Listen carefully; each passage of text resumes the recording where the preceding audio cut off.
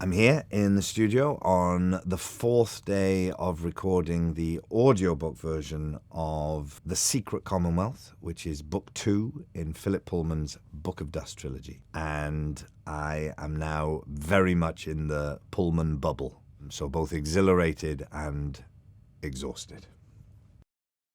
Doing something like this, an audiobook, of course, I'm in control of it all, in a way. I love being able to play all the parts, because I'm essentially a control freak.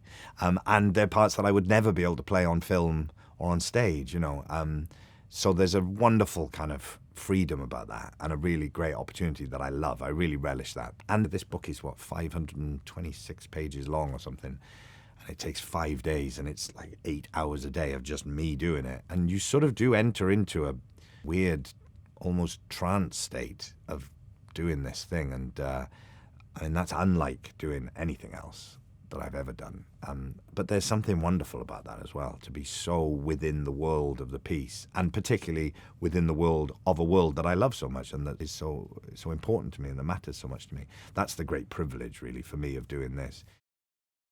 In doing the audiobook version, you've got to think, primarily about communicating what Philip wants communicated through the story and the characters and the relationships, but you've also got to obviously take on board the audience. And sometimes I have to make a decision about what a character is going to sound like, not necessarily just based on what maybe Philip intended in the writing of it, but what's going to work best for the audience listening to it. So sometimes I have to come up with things that will differentiate characters from each other, that maybe wasn't Philip's intention, but you have to kind of come up with a way of doing it. So trying to find that balance is quite difficult. I mean, I wouldn't want to change any of what Philip's intentions are, but that does have to be taken on board.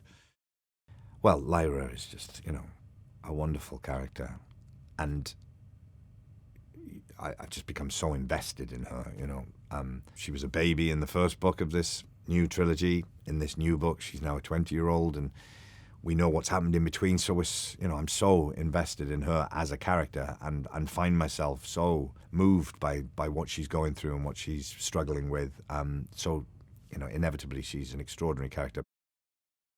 Well, the first 3 books had a massive impact on me, and they've been, a very important story for me, like they have been for many people. But with being able to do the audiobooks now, I just become kind of overwhelmingly moved by certain things, because I feel like these characters and this story has been a part of my life for a long time, and I'm really invested in them. And I really love the way, particularly in this book, that Philip has found really interesting ways to address certain kinds of issues that very rarely get addressed in this way, about what young women are dealing with, what our society is dealing with, what we're going through culturally at the moment, and globally and politically and spiritually. And it's just such an extraordinarily ambitious scope that Philip has.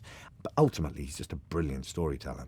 The worlds that he's created and the characters he's created just matter. They mean a lot to me, and I'm sure they mean a lot to other people. So I suppose it's the combination of all that, really.